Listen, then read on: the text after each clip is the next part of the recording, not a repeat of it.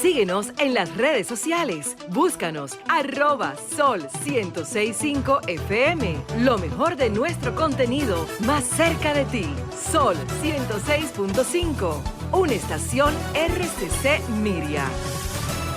El doctor Guido Gómez Mazara, aspirante a la presidencia del Partido Revolucionario Moderno, donde hay una polémica por la forma, ¿no?, de llevar a cabo la convención. Pero Guido, antes de que entremos con esta parte del PRM, quisiera que nos dé tu lectura sobre la guerra en Ucrania. Sí, cómo no.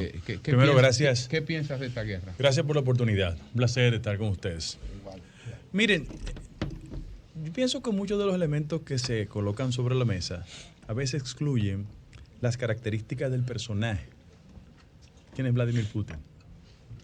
Él fue un actor de excepción en todo el proceso de esa transición de Gorbachev a Yeltsin. Todos los fenómenos de Glasnost, Perestroika, él lo estuvo viendo desde una posición privilegiada, la KGB. Y yo siento que uno de los elementos esenciales de las características de cómo él ha ejercido el poder están íntimamente relacionados con esa noción de carácter imperial que por muchos años prevaleció en la antigua Rusia. Ahora, vamos a los elementos de orden práctico.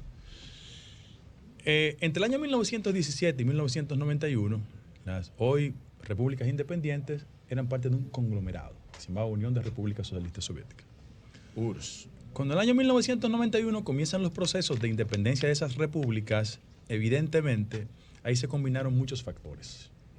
En el caso específico de Ucrania, ha existido siempre una corriente que ocupó el punto de mayor contradicción en el año 2014, cuando reyertas internas provocaron la salida de un jefe de gobierno.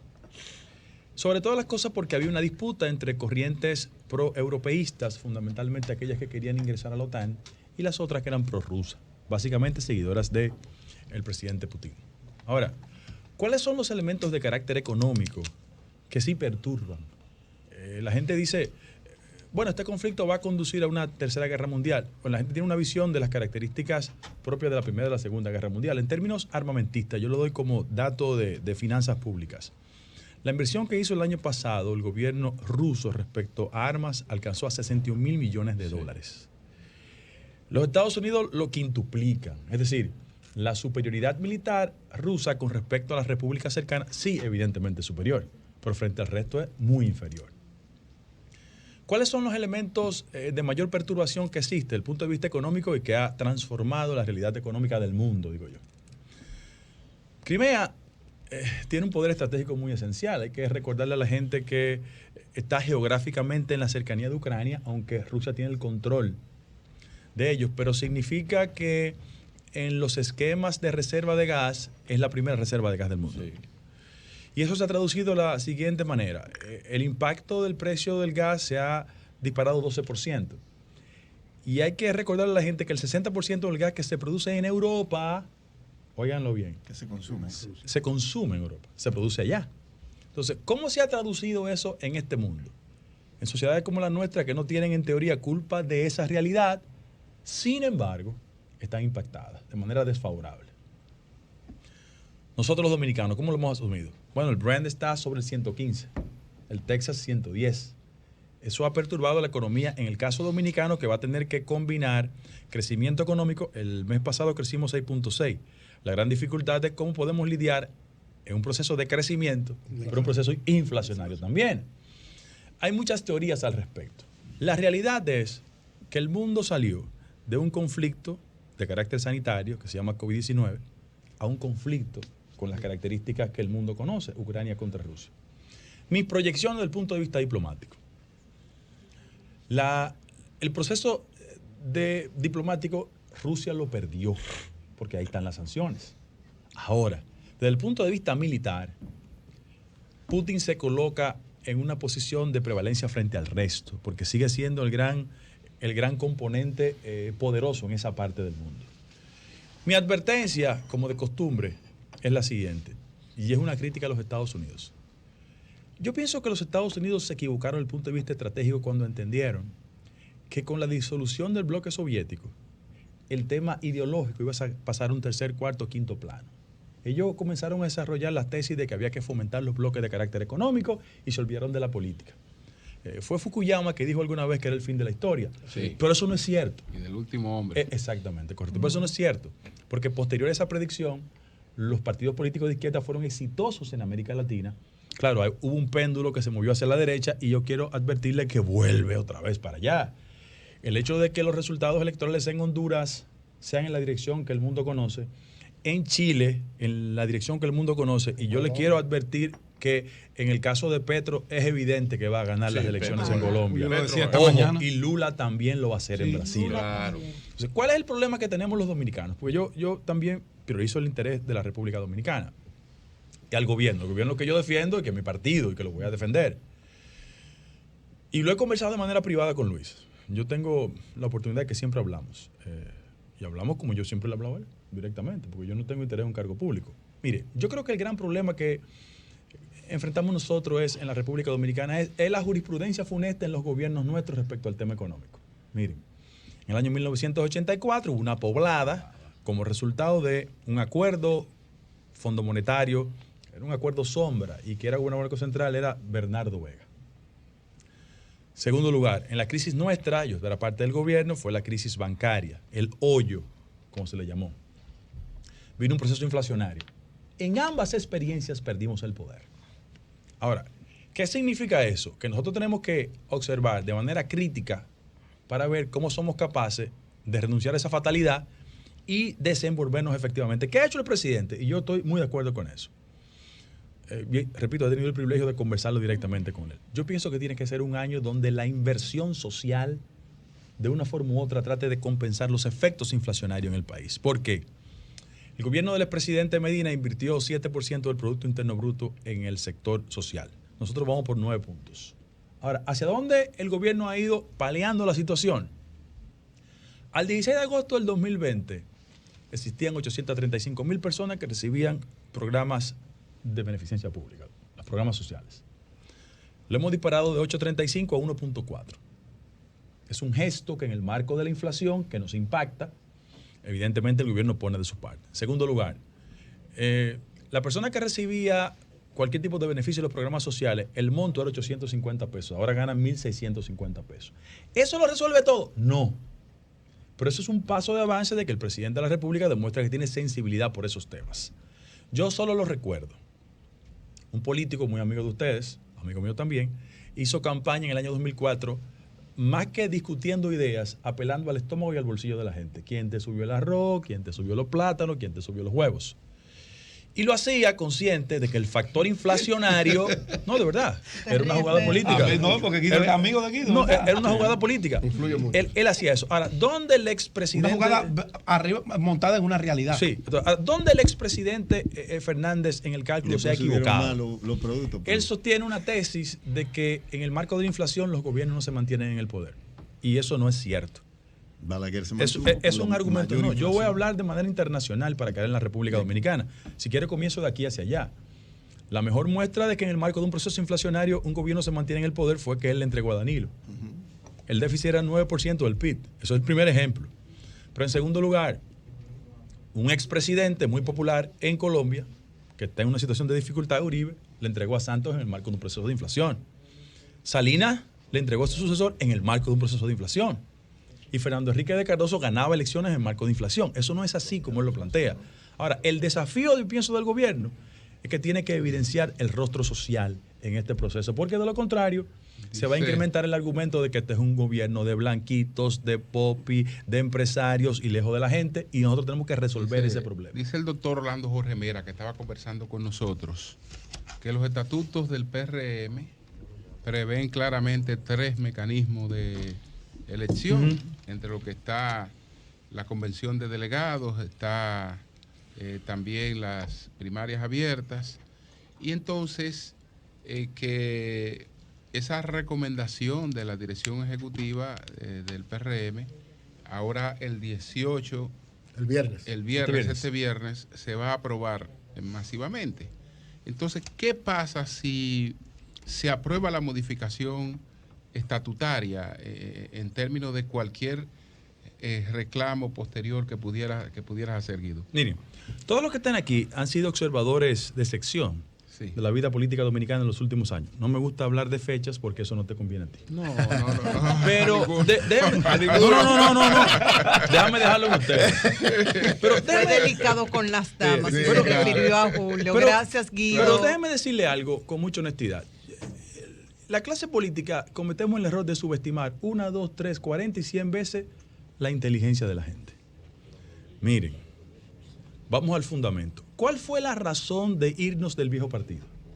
De que no había democracia interna, que no se respetaba el derecho de la base del partido. Yo a tiro de un clic tengo las declaraciones de todos los compañeros respecto de esa coyuntura. Y la consistencia en política es importante. Ahora, vamos a los elementos puramente jurídicos, porque esto no es un tema jurídico, es un tema político. Okay. Ahora, tendrá un barniz de carácter jurídico.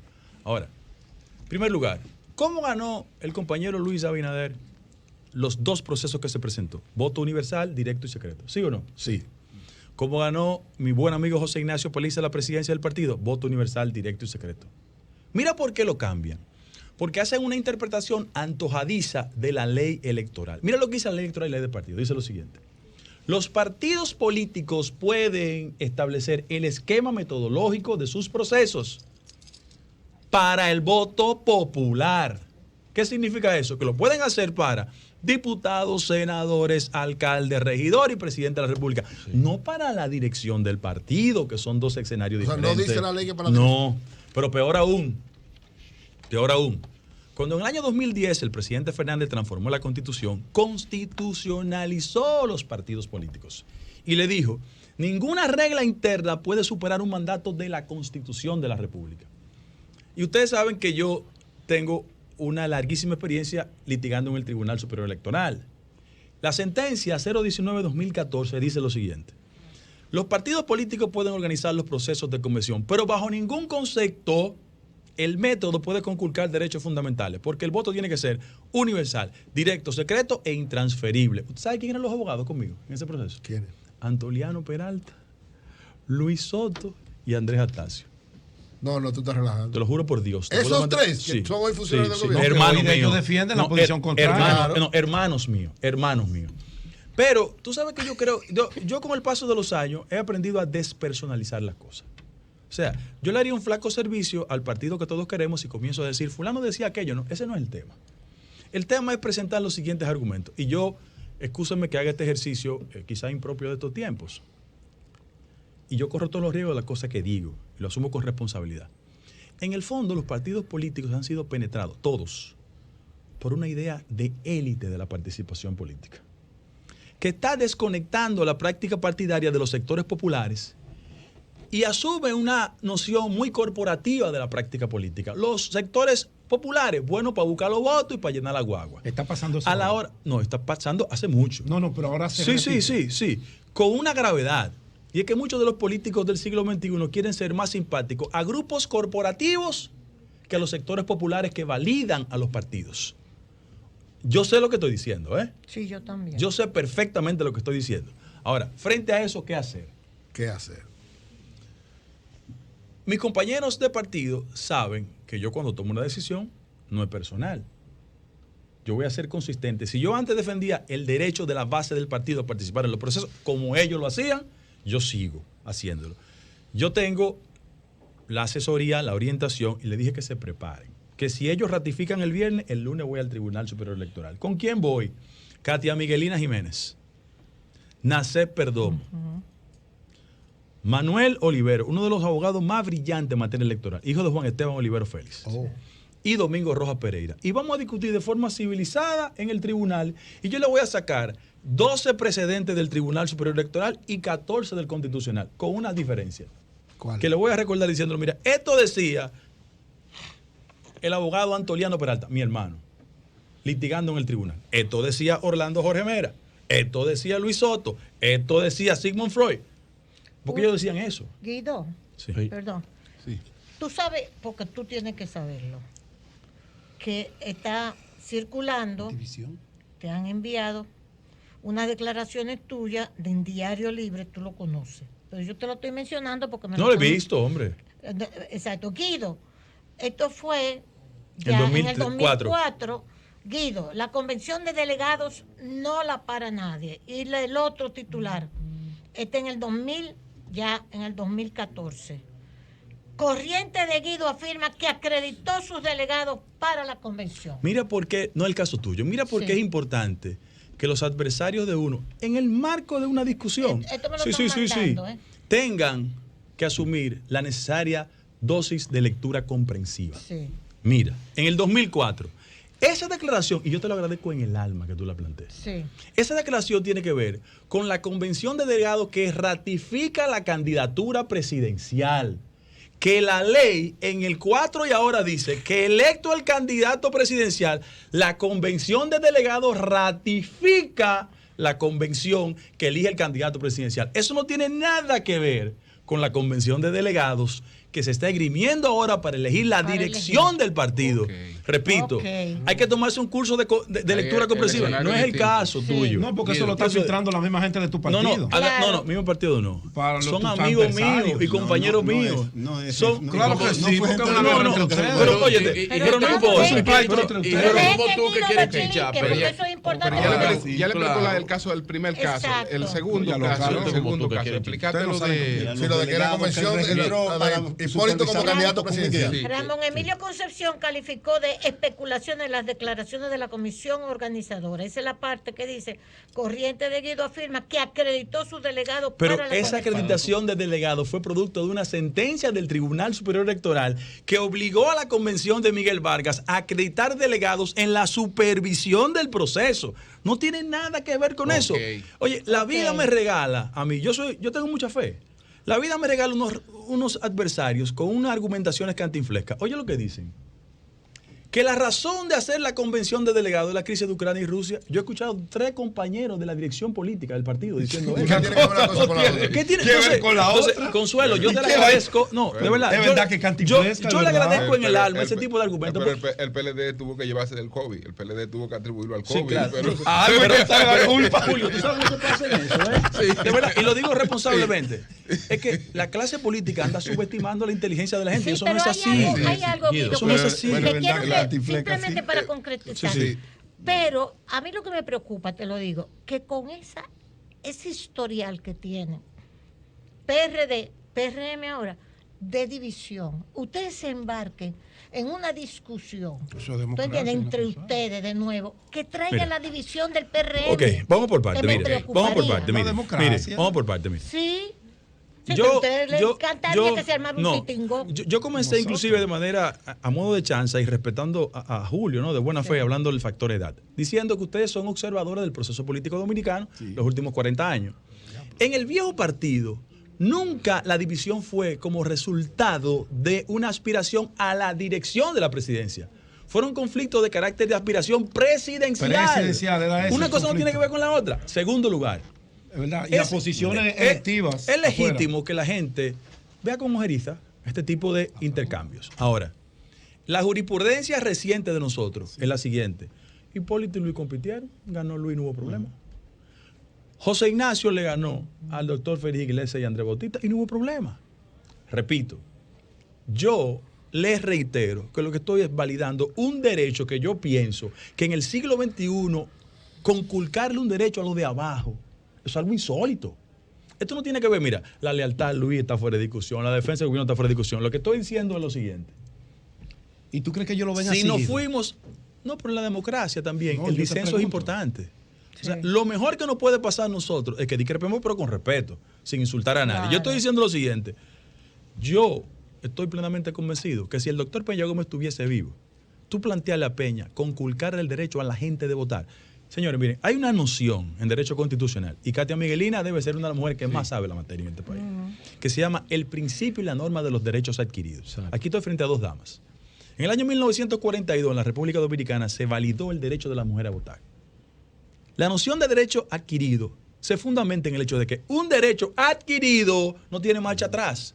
Tú no puedes decirle ahora a la mujer en este país, no, vamos a legislar para impedir que las mujeres voten. 1. ¿Tú te imaginas que tú le digas mañana, mediante una ley, Ada Balcácer, no pinte? No, tú no puedes pintar. Tiger Woods, no juegue golf. Pero yo creo como que esa discusión es insustancial. Además, al que yo he escuchado diciendo que los problemas de la democracia se resuelven con más democracia a Luis Abinader. A él que yo lo he escuchado diciendo eso. Virgilio, Eury, pero Guido, hermano. y Oli.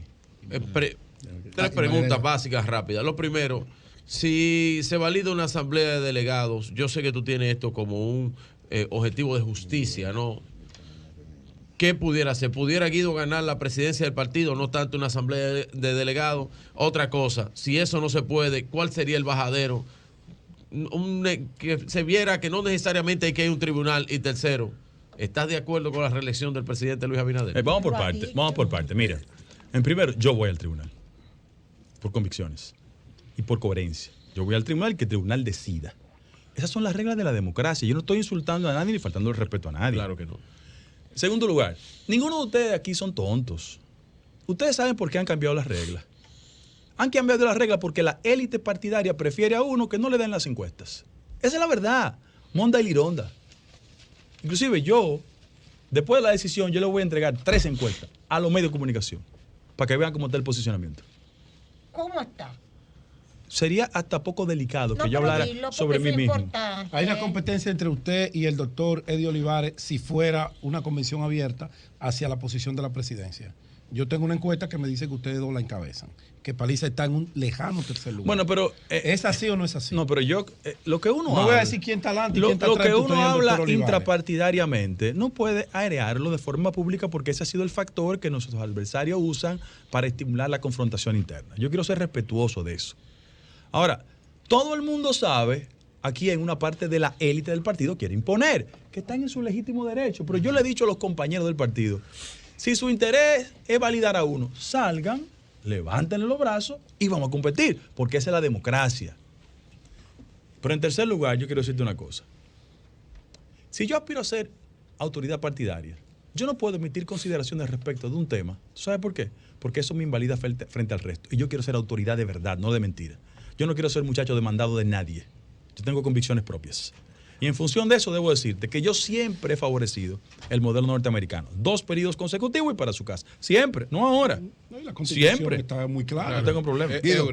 Hay un precedente que podría servir para los argumentos sólidos que tú estás planteando pudieran tener algún nivel de debilidad. Claro. ¿Cuál es ese argumento? Lo que pasó en el Partido de la Liberación Dominicana. Es decir, hay un precedente. Fruto del COVID, decidieron no hacer una votación para los internos. Sí, pero tú sabes por qué fue que hicieron eso. No, Tú pero lo está sabes, bien, pero ¿verdad? quiero decir, hay un hecho Tú lo concreto, sabes, lo que quiero decir.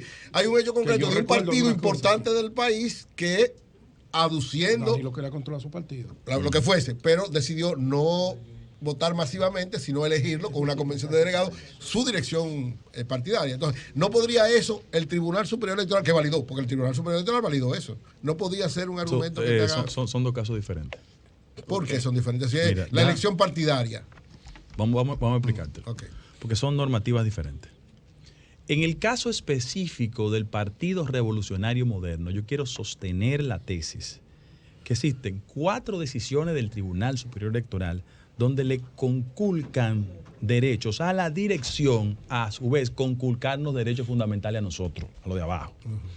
¿Qué pasa? Que el mecanismo de elección del PLD se transformó. Y tú sabes por qué se transformó.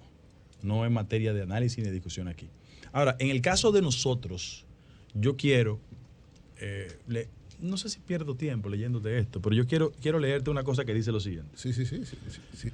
Es el 019-2014. Esa es una de las decisiones del Tribunal Superior Electoral. Tribunal Superior Electoral. Sí, correcto. Ok. Dice que si bien es cierto, la Comisión Nacional Organizadora goza de un poder de reglamentación para todo lo relativo al montaje de la convención, no es menos cierto que las disposiciones, el reglamento que se adopte deben estar acorde con el mandato primero de la Constitución, artículo 216, 1, luego de la ley electoral y por último del estatuto partidario. Es decir, poco importa lo que el estatuto partidario diga.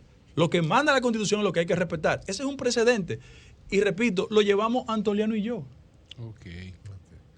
No hay ningún problema. Además, déjeme decirle una cosa. Oli, Este proceso tiene algo interesante. Es que va a colocar a mucha gente en la lógica de sus contradicciones. Porque miren lo que pasa, señores. Yo lo digo con el dolor en el alma. Aquí hay tanta gente que un decreto los dobla. Aquí hay tanta gente que un decreto los dobla. Sí. Lo hace cambiar de posición. Aquí hay tanta gente que es genuflexa frente al poder. Sí. Y la sociedad dominicana necesita de gente que le diga que no a ese tipo de cosas. Porque la lógica del acomodo no ha hecho daño. Y los partidos políticos no crecen con un club de genuflexos ni serviles. Los partidos políticos democráticos crecen cuando hay disenso, cuando hay un debate de ideas. Eso es lo importante. Yo no estoy haciendo otra cosa que no sea dándole razón de ser a las causas que motivaron nuestra salida.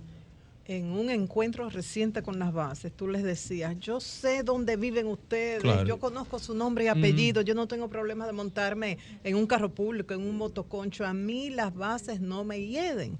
Y hablabas de la percepción de que se creía que el partido era un partido de empresarios. ¿Realmente el PRM se ha convertido en un partido de popis? Excelente pregunta. ¿De popis? Sí.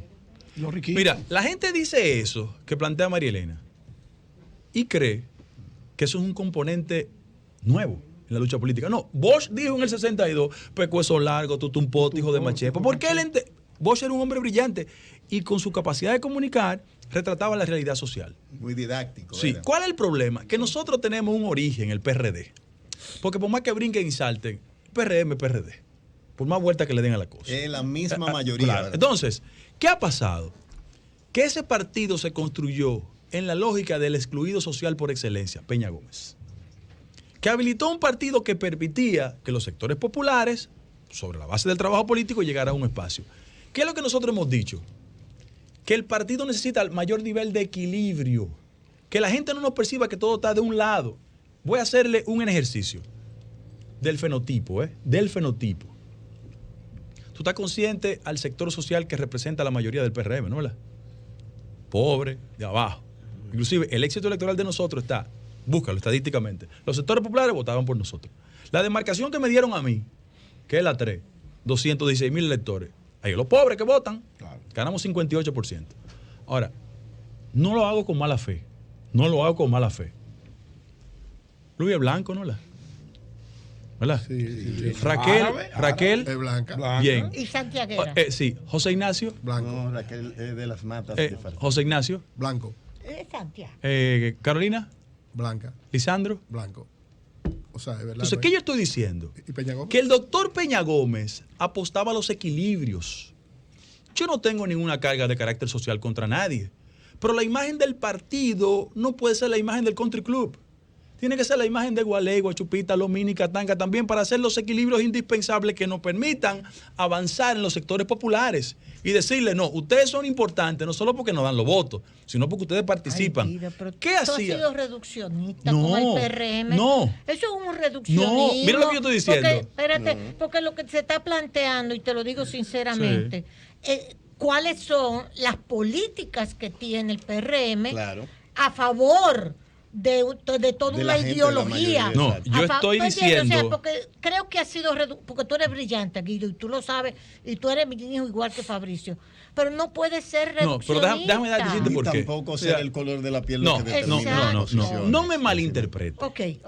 Estoy diciendo y reiterando que en la lógica social dominicana, el partido de corte popular por excelencia fue el antiguo PRD, hoy PRM. Y que el doctor Peña Gómez era el punto de conexión entre los sectores populares y ese partido. Y que Peña apostaba a los equilibrios. Sí, es verdad. Y que nuestros adversarios políticos están utilizando el distanciamiento con esos sectores bajo la tesis, no del todo correcta, porque yo comencé diciendo que el gobierno en el marco de una inflación está impactando los sectores populares.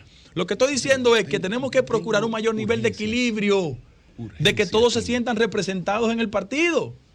Eso no es Bien. contra nadie, eso es a favor de un partido equilibrado. Bueno, Guido, gracias. Una preguntita Breve, que final, tenemos sí. cosas Breve. urgentes. Yo creo que a nivel, por ejemplo, del partido y del gobierno, por ejemplo, cuando tú ves Luis Valdés, Roberto Fulcar, de Línea Ascensión, te puedo mencionar 30, incluyendo, por ejemplo, mi amigo Eileen, que anda con el presidente Abinader. Son gente que, primero, académicos, Tú mismo. populares, igual que tú. Es Igual decir, que tú. creo Bien. que nosotros, esa Bueno. parte, por lo menos, Bueno, en el partido se ha manejado diferente. Es decir, es el mismo equilibrio entre los grupos, ¿no? Mira, yo lamentablemente veo encuestas. y lamentablemente tengo que admitir que los adversarios nuestros están Sí, sí, aprovechando claro, la es idea verdad que lo de han que es un usado. partido que está distante de los sectores populares. Es verdad. Bueno, Yo creo que la ideología no tiene que ver gracias con al el color de doctor la piel. Guido Gómez Mazara. Gracias, muy bien. gracias. Partido Revolucionario Cambio fuera. Alternativo. Síguenos en las redes sociales. Búscanos @Sol 1065 FM. Lo mejor de nuestro contenido más cerca de ti. Sol 106.5. Una estación RCC Miria.